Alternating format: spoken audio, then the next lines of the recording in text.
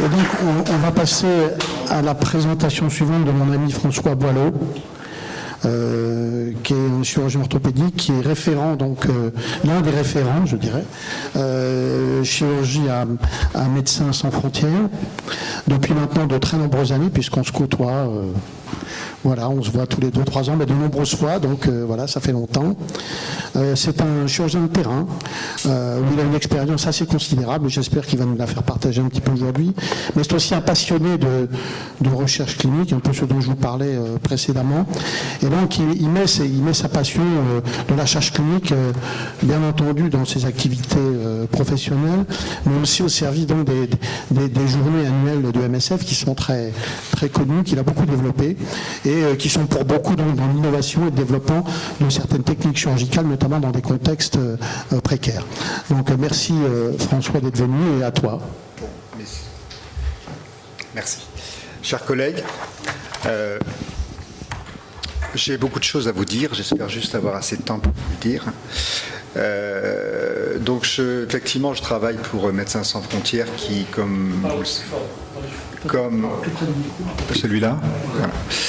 Oui, donc je disais que je travaillais pour Médecins sans frontières depuis mon internat, depuis le milieu de mon internat, donc ça fait maintenant plus de 23 ans déjà, ouais, que j'ai eu la chance effectivement de partir assez rapidement et que je n'ai pas cessé d'être avec eux depuis ce temps-là. Et que j'ai donc vu un peu ce qui était devenu, ce qui s'est transformé au niveau de la chirurgie, et en particulier dans les milieux humanitaires. Alors, voilà. Donc, vous savez sans doute que le Moyen-Orient est ravagé par des conflits, c'est ce depuis des décennies. Il y a des conflits très anciens comme la Palestine, il y en a des plus récents comme le Yémen. Il y en a qui sont plus ou moins finis et qui repartent comme l'Irak par exemple. Il y en a qui naissent comme au niveau du Cachemire, etc., etc. Donc, Médecins sans frontières avait décidé d'investir cette région et malheureusement, effectivement, l'histoire lui a donné raison puisque ces conflits ne cessent de se développer. Et donc l'investissement de Médecins sans frontières pour créer un programme de reconstruction ostéo-articulaire s'est avéré cruellement juste. Alors, pourquoi Amman ? Alors, Amman est un pays donc, qui est au milieu du Moyen-Orient. C'est un pays de paix, c'est un pays de neutralité qui entretient des relations correctes avec l'ensemble de ses voisins, y compris Israël, ce qui est important, mais qui reste quand même proche des zones de conflit, puisque la Jordanie a une frontière avec l'Irak, avec la Syrie en particulier, et du fait de cette position, du fait de son environnement économique, c'est un pays qui présente beaucoup de facilité en ce qui concerne l'approvisionnement, les ressources humaines, etc., etc. Alors, on a donc investi cet hôpital que vous voyez en photo, qui est un hôpital qui doit faire à peu près une centaine de lits. On n'est pas tenu à la carte sanitaire, donc on peut à loisir changer notre capacité. Et puis on a monté dans cette structure 3 services, un service de chirurgie orthopédique et traumatologique, un service de chirurgie maxillofaciale et un service de chirurgie stomato. On y a adjoint 2 programmes annexes qui sont un programme de rééducation forcément et un programme de support psychologique qui nous a paru assez rapidement indispensable. Alors, pour le parcours de soins, je vous rappelle donc qu'il était, je vous dis que la charte de MSF précisait que nous devions apporter notre aide médicale d'urgence aux populations nécessiteuses. Et là, ce dont je vais vous parler, c'est un peu le contraire, c'est-à-dire qu'en fait, c'est une aide médicale qui n'est pas urgente et on ne va pas l'apporter, ce sont les patients qui vont venir nous voir. Donc c'est un parcours de soins qui est un petit peu particulier, puisqu'en fait, tout commence au niveau de la zone de conflit. Nous ne sommes pas sur la zone de conflit pour des raisons diverses et variées, et surtout sécuritaires, mais nous avons en fait nos observateurs, nous avons formé en fait ce qu'on appelle des MLO, des Medical Liaison Officers, qui sont en fait soit des infirmiers, soit des médecins généralistes qui identifient les patients qui pourraient rentrer dans ce programme et qui nous soumettent par voie numérique, cryptée, les dossiers des patients qui sont à la fois des vidéos, des images, du texte bien sûr, et nous avons un comité de sélection qui se réunit chaque semaine et qui sélectionne donc les patients qu'on peut faire entrer dans ces programmes de reconstruction. Une fois que le dossier est admis, MSF prend en charge l'ensemble des coûts, que ce soit le visa, le billet d'avion, l'hospitalisation bien sûr. On y adjoint un accompagnant pour que le patient puisse un petit peu se sentir moins seul, et on le suit jusqu'à ce qu'il revienne malheureusement dans la zone de conflit, puisqu'en fait il revient d'où il vient, c'est-à-dire en fait souvent dans la zone de conflit. La durée moyenne d'acheminement entre le moment où il a été identifié et le moment où il est pris en charge à l'hôpital est un peu moins de 2 mois. La durée moyenne de séjour dans l'hôpital, il peut y avoir plusieurs séjours et un peu plus de 3 mois. Et puis la durée totale dans le programme avant qu'il en sorte, à peu près 1 an. Alors, on a fait une étude rétrospective sur notre activité entre 2006 et 2016. On a eu à peu près un peu moins de 5000 admissions. Au début, évidemment, c'était des patients qui étaient irakiens. Et puis, avec l'actualité, les flux se sont un peu modifiés. On a eu un tiers de Syriens. Et maintenant, le taux de Yéménites et de Gazaouites commence à augmenter. C'était une population essentiellement adulte et masculine. Dans les causes, en fait, il y a eu plus de la moitié était due à des explosions et un tiers à des plaies par balles. Les autres étaient souvent soit des accidents de voiture, soit des chutes, soit lors des bombardements et des choses comme ça. Plus de la moitié des patients relevaient de l'orthopédie-traumatologie, et le diagnostic le plus fréquent pour lequel nous recevions les patients était la pseudarthrose. Au niveau des résultats, nous avons effectué à peu près plus de 10 000 actes chirurgicaux. La moitié des patients nécessitaient plus de 2 interventions.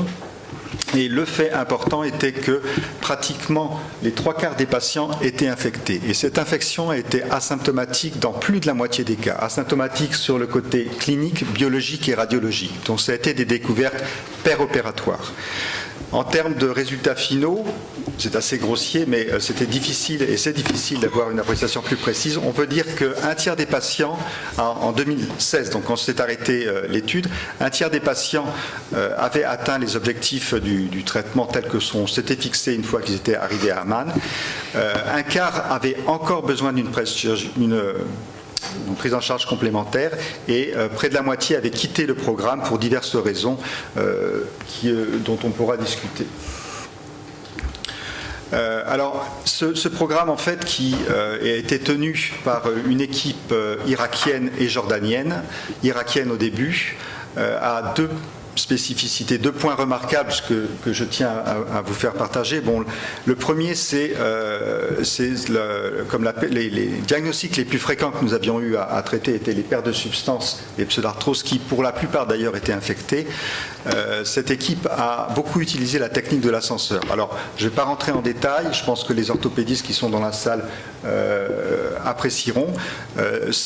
Notamment le docteur Ali a une expérience qu'on peut reconnaître mondiale dans cette technique-là, puisque les 2 cas qu'il a fait ici, bon, la première à gauche est une greffe intertibio-péronnière qui n'a rien de particulier, mais à droite, vous voyez, c'est une technique de l'ascenseur qu'il a appliquée, où on résèque effectivement la partie infectée de manière à diminuer la charge bactérienne, et on effectue quelques jours plus tard, petit à petit, une montée du fragment tibial pour combler la perte de substance qui a été créée. Voilà. Le deuxième point remarquable est l'arthroplastie. Alors, ça a été un débat interne parce qu'on a vu arriver des gens jeunes, pour la plupart, avec des articulations tout à fait détruites, et ça représentait réellement un niveau d'exigence supérieur que de se lancer dans l'arthroplastie. Et donc, pendant quelques années, on a freiné un petit peu, malgré une forte demande de l'équipe locale. Mais c'est vrai qu'en revoyant un petit peu les patients, en rediscutant avec les chirurgiens locaux, ça nous est apparu comme l'extension normale d'un programme de reconstruction. Donc finalement, on a décidé de se lancer dans l'arthroplastie. Alors, on a sélectionné un certain nombre de patients. Comme je vous avais dit, donc trois quarts des patients étaient infectés, donc on a voulu limiter les risques de faire venir des patients qui étaient infectés qu'on n'aurait pas pu opérer. Donc on avait demandé sur place au MLO d'avoir 2 ans de recul au minimum et une certitude qu'il n'ait pas reçu un traitement antibiotique. On a décidé dans un premier temps de faire uniquement des hanches parce que ça nous paraissait plus facile, moins risqué, etc., etc. Et il fallait que la gêne soit réelle. Ça, on avait appliqué donc le score d'Oxford qui nous a paru le score le plus pertinent dans ce contexte culturel, parce que c'est encore un débat qu'on a eu, comment apprécier en transculturalité la gêne réelle au niveau d'une articulation. Bien évidemment, tous les patients arrivés ont une ponction préopératoire et des prélèvements péropératoires. On avait décidé, pour des raisons de facilité, que la voie d'abord serait postéro-externe et pour les hanches très difficiles, par trochantérotomie. On avait essayé d'appliquer donc les principes modernes de la chirurgie en ce qui concerne donc la rééducation. Et à Amman, puisque c'était, comme je vous l'avais dit, un endroit qui était relativement facile, on a eu un peu le choix des implants qu'on désirait, que ce soit en cimenté ou en non cimenté. Alors, comment ça s'est passé? Au début, bien évidemment, ce n'est pas l'équipe locale qui a opéré. Nous sommes venus leur montrer. Et on a pu donc commencer le programme en septembre 2018. Bon, c'est pas des grandes séries, je suis d'accord, mais c'est comme ça que ça commençait. Donc 8 prothèses de hanche avec un délai moyen entre traumatisme et intervention de l'ordre de 5 ans, une moyenne d'âge relativement jeune. On a commencé, la première intervention a été une hanche dégénérative, c'est une femme qui avait une trentaine d'années. On voulait commencer par quelque chose de relativement simple, et puis après on s'est lancé un petit peu dans le post-traumatique. On a à ce jour un recul d'1 an sans aucune complication. Alors, quelles difficultés on a rencontrées? On a eu un problème, on va avoir un problème d'expertise. Ce sont des hanches qui sont difficiles. Donc, l'objectif de ce programme était, à moyen terme, de le céder à l'équipe locale. Et en fait, ça va probablement pas être possible tout de suite ou pas être possible tout court parce qu'ils n'ont pas l'expérience des arthroplasties de hanches, d'une part, et ces arthroplasties sont des arthroplasties difficiles. Donc, c'est vrai qu'il y a une learning curve qu'il va falloir avoir sur une prothèse standard qui n'ont pas forcément. Il y a eu des problèmes techniques comme la gestion des pertes osseuses, c'est-à-dire qu'il n'y a pas de banque d'os, donc ça va être compliqué éventuellement de gérer tout ce qui est défects segmentaires. Et en fait, et puis va arriver le problème de l'infection. Mais le point qui va être pour nous le point crucial, qui va montrer si on continue ou pas ce programme, parce que c'est de ça qu'on parle, c'est comment va se passer le suivi et la gestion des complications qui vont forcément arriver à un moment donné, que ce soit une infection ou des faillites mécaniques ou une reprise, etc., etc. En sachant que les équipes qui sont venues ici pour opérer là-bas sont bien évidemment revenues ici. Pour ne pas parler tout à fait dans le vide, donc 2 cas, par exemple, pour vous donner un petit peu le type de chirurgie qu'on a eu à faire.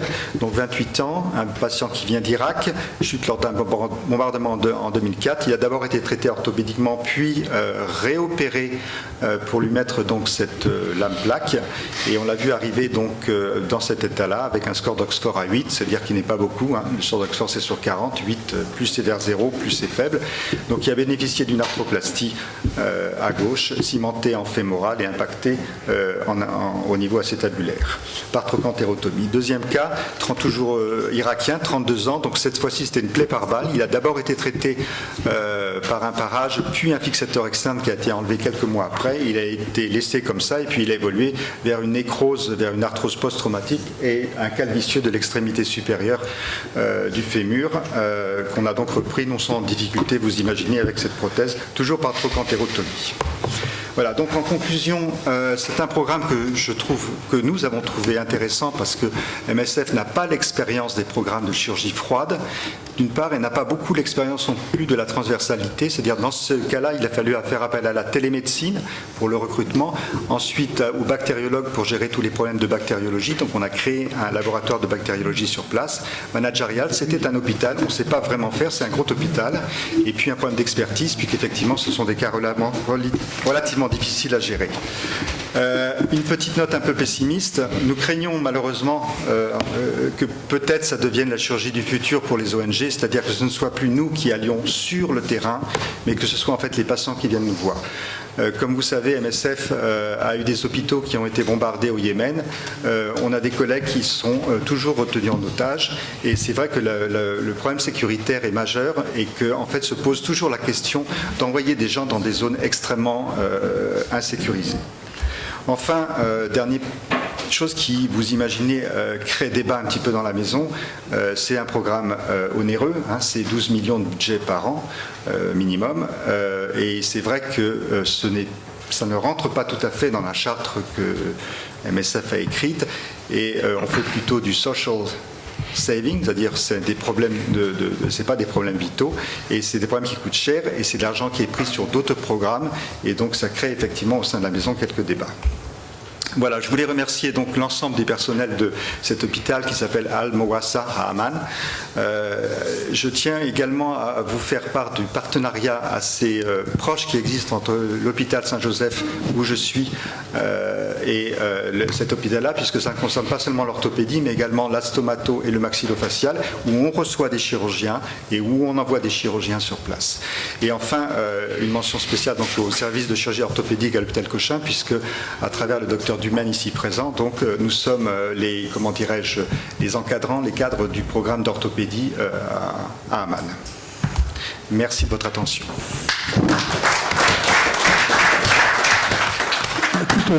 Merci François pour cette remarquable présentation. Vous avez tous bien compris que voilà, il y a des ONG qui sont de petite et de moyenne taille. Il est hors de question évidemment d'envisager des programmes pareils, hein, qu'il faut vraiment des moyens très importants, pas que financiers, dont dispose le MSF, qui est une très grosse association, mais d'autres moyens aussi, à la fois humains, politiques, etc., pour monter des programmes pareils. Donc ils font appel non seulement à de l'ostéosynthèse et autres, mais même jusqu'à des arthroplasties.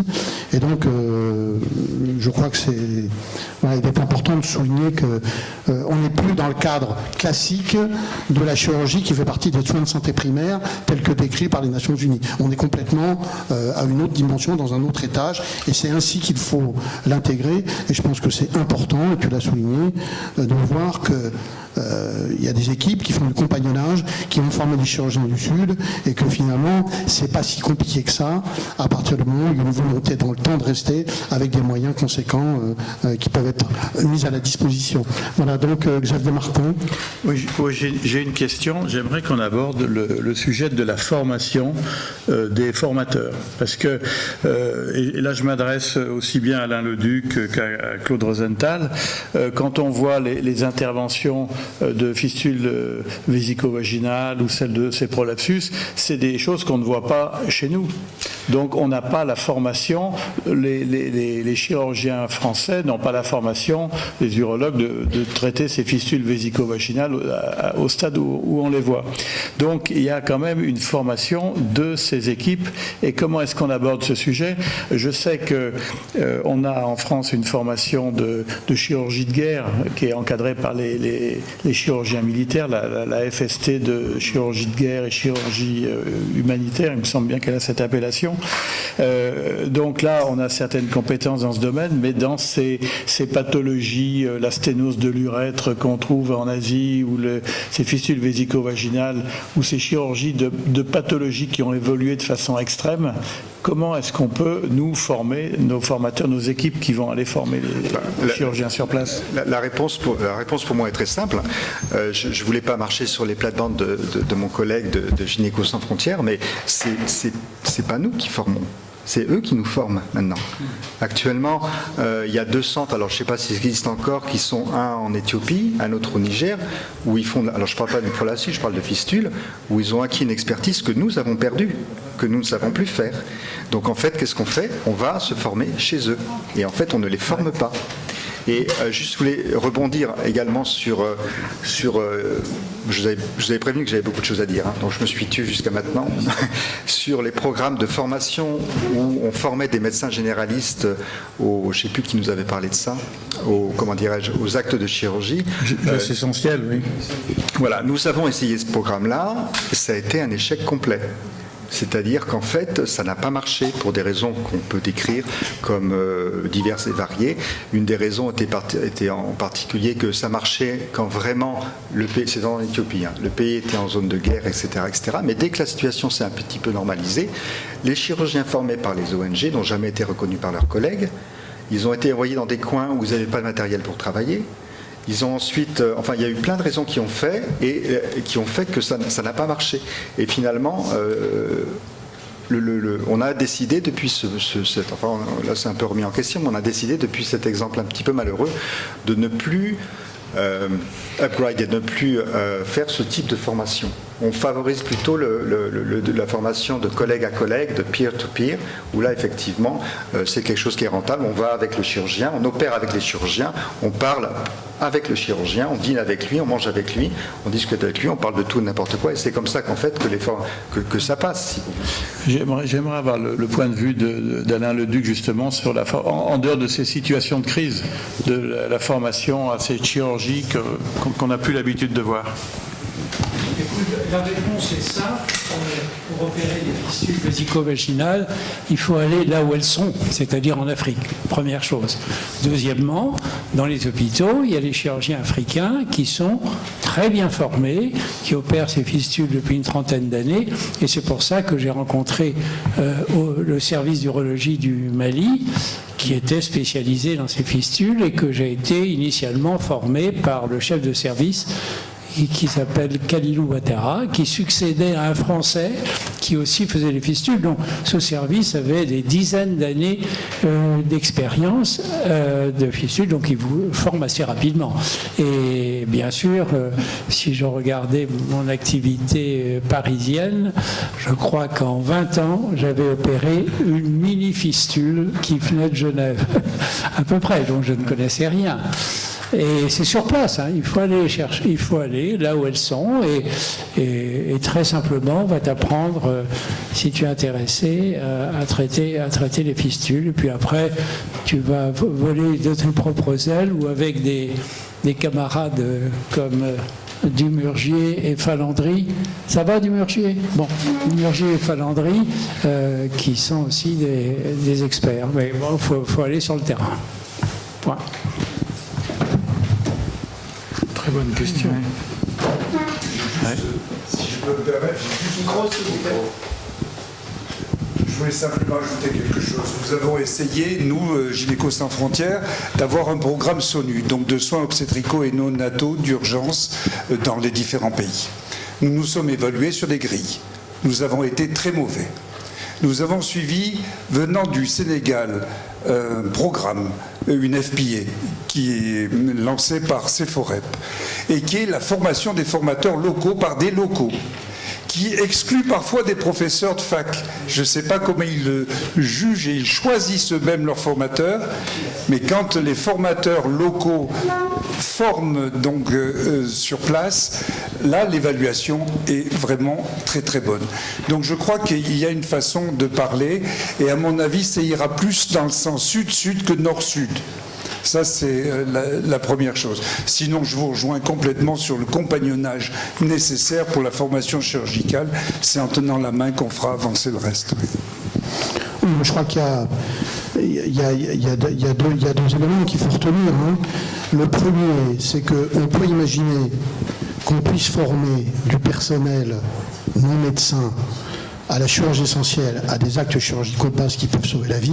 Je pense que voilà, ça c'est ce que peuvent faire un certain nombre de petites associations, comme par exemple Chirurgie Solidaire qui fait ça, et avec beaucoup de succès. Peut-être Daniel Tallard, qui est le président de Chirurgie Solidaire, ici présent, pourra nous en parler. Et je pense qu'il y a vraiment des succès rencontrés. Par contre, je crois que pour des chirurgies spécialisées, et il y a même débat au sein de Chirurgie Solidaire pour la célioscopie aussi, hein, je crois que là, on est obligé, on ne peut pas former des non-médecins. Il faut quand même que ce soit des gens qui aient déjà un bagage suffisant pour pouvoir suivre, donc des partenariats notamment avec les universités. Donc je crois qu'il y a deux choses. Il y a la chirurgie de base qui peut sauver des vies et faire face à ce dont parlait le Lancet, hein, quand même, c'est une solution. Et puis il y a la chirurgie spécialisée où je crois qu'il est hors de question d'avoir affaire à des infirmiers pour la faire. Des questions ?